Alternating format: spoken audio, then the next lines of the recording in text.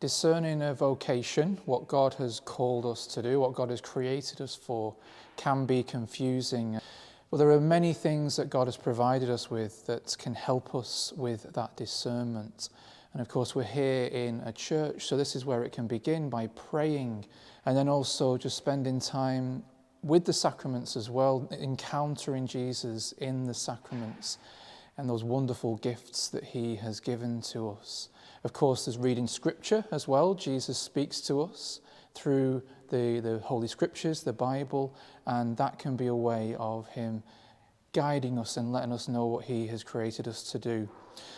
One important way as well is that God speaks through other people. So maybe when we're doubting ourselves and whether God is calling us to be a priest, he can send encouraging signs through what other people say as we get experience being with the people and how they can see things in us that we can't see ourselves. So a central aspect of the diocesan priesthood, of course, is to be amongst the people. It's our job to love and to serve God and his people.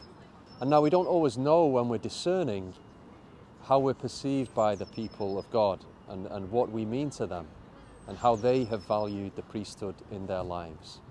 So we thought it would be useful to hear some of their stories, to hear what they value in the priesthood, their experience of priests, to help with our discernment.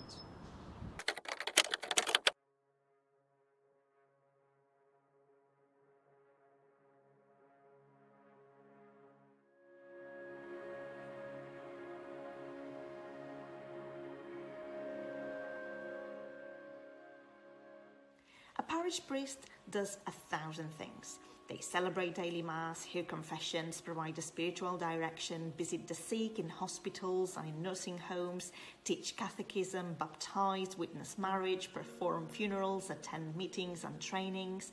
They also keep their parishes together. So it's definitely a busy job. What would our spiritual lives look like without any of this?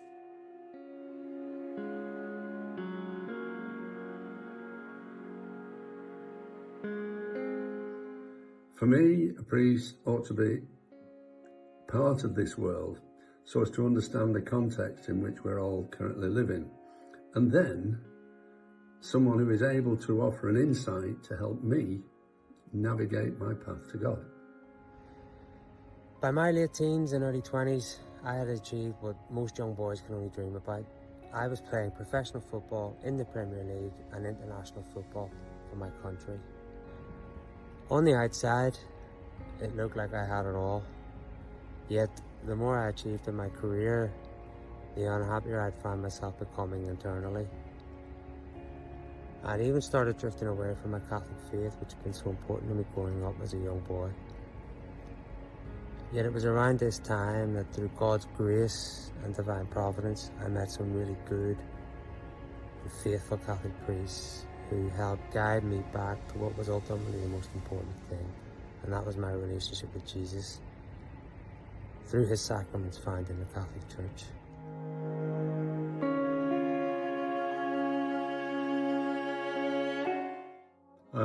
First and foremost, I want someone who I can relate to, someone who has their own fault lines, is occasionally fallible, and like all of us, human.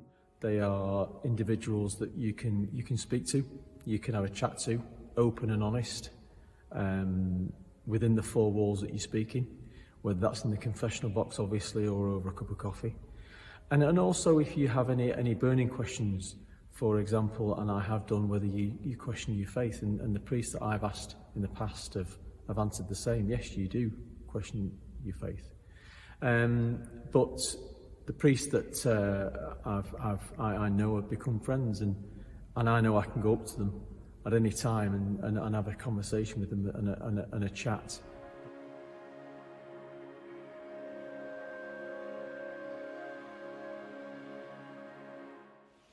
Although we all appreciate the work of priests, it's easy to underestimate their crucial importance in the life of the Church. St. Paul describes priests as being ministers of Christ and dispensers of the mysteries of God. To me, the important bit is not the role or the job. It is the calling that this implies. And I've been able to see that in some of the priests I've met in the different places I have lived, leading the community they have been entrusted to serve. But for me, I think quite importantly, they are people who make Christ fully present in the realities of our life every single day. And it's testament to them and their good work that I am doing what I do now, and I'm able to acknowledge and realize for myself what God is asking of me.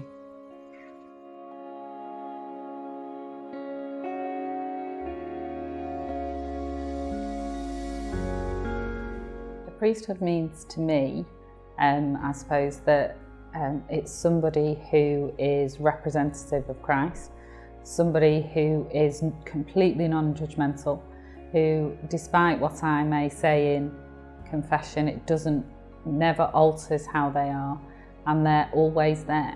When I think about what the priesthood means to me, I think of this constant presence that has always been there, sort of behind me and supporting me throughout my life. And that's probably from going to church from being a small child, but then going to a Salesian school where we had many priests who taught us and who were around the school. And it was always a warmth and an acceptance in a very non-judgmental way that I think really allowed for me to keep that faith blossoming into being an adult.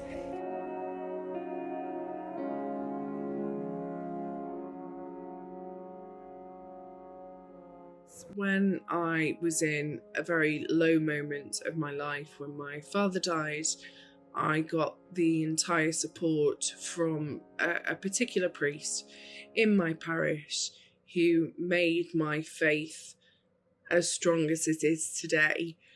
He also introduced me to another priest who has helped me with my faith. Faith can be challenging and difficult, but both of them have been very normal in their views. Also, when they come to school, they lead daily prayers, which helps to release all the tension and drama that has been happening in class. Sometimes priests come into school and they teach us a lot about Mass, and I found it quite interesting. And I love that priests trust me to do jobs. For an example, candle scraping, tying ribbons. A priest impacted our life during the COVID pandemic, and particularly the life of our son.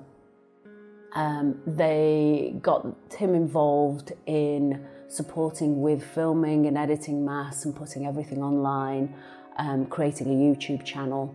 And I would say that at that point our son really didn't know what he wanted to do with university, his life, but he found the work so enjoyable that it ended up being what he's actually studying at university, which is great. Now, you'll have heard various people's opinions about priesthood, about religious life, about the whole question of vocation. And now it comes down to the question that we need to ask of ourselves. St. John Henry Newman has that beautiful meditation which begins, God created me to do him some definite purpose. He's committed some work to me, he's not committed to another. I have my mission. Now, if we think about that, each one of us should really be asking ourselves, what is my mission? What is God asking of me? And it could be a whole variety of things, but it might be a question of asking, do I have a vocation to the priesthood, to religious life? And I think it is important that we ask ourselves. I remember that a priest once said to me, I was about 14 years of age, have you ever thought of being a priest? And I could honestly answer, no, I haven't. Never occurred to me. But then I did ask that question, and gradually the sense of vocation to priesthood grew in my life, to my great surprise. So I challenge everybody listening to me today. Ask yourselves, what is my mission? What is my God-given purpose? we may be surprised to find the answer. Thank you.